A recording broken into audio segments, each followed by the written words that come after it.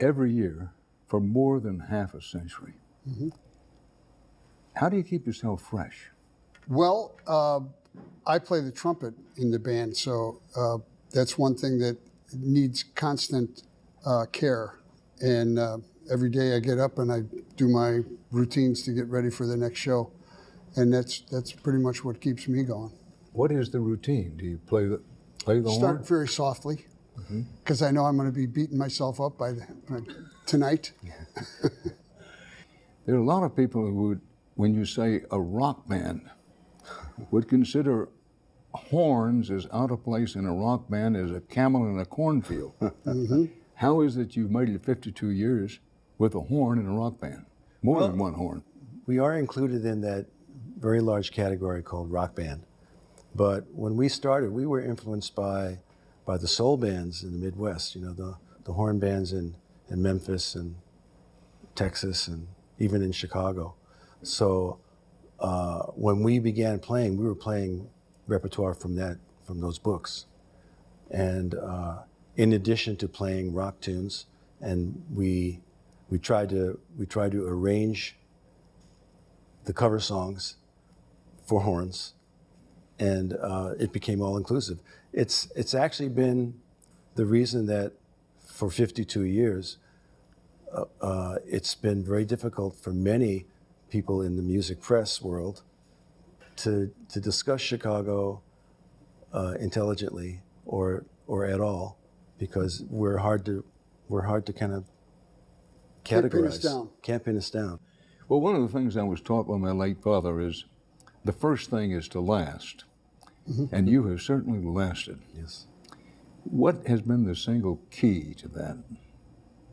I think it's been the music, the songs, which are not the usual pop song, not the usual rock song. I'm basically a songwriter who plays. Lee is a player who sometimes writes. So I set out wanting to write songs not like anything else.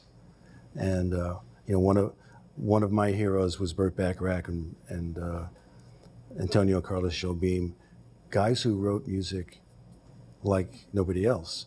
So in my tiny little way of trying to be like them or write like them, I helped create some songs that people had never heard anything like before. I have so much ground I want to cover with you, but I want to go back to the business of the horns.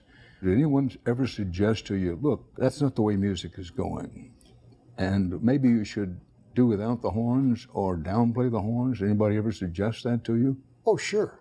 But we have made it interesting enough to continue on, and I think. And you know, the arrangements we have done of other people's songs, instead of doing the exact arrangement that we do, we embellish on it and add more things, more interesting things for us to play, and just overall try to be more musical than it was previously.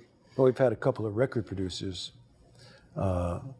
After our first producer, Jim Guercio, we had transitions through certain periods of our career with a producer or two that tried to leave the horns out, if you will. That's true. And I think that was a failure, because you know, we are what we are, and I think that people who have been following us since the beginning didn't like it either. So I think we found a home, and we found our audience, and I think created our audience on the strength of the interest that the horns being part of Chicago creates. And when those periods were coming up where the songs were being written without using our typical brass arrangement, I played more guitar, sang more backgrounds, usually because we had three great lead singers, so I was sort of out of the ball game there. But I got to sing more and play guitar, and at one point one of our lead singers decided to stop playing bass. So I played the Moog bass, electronic bass. And so it kept me moving along musically. And our live shows, I always played trumpet. So we were always a very musical band, well-rounded enough to be able to play other instruments.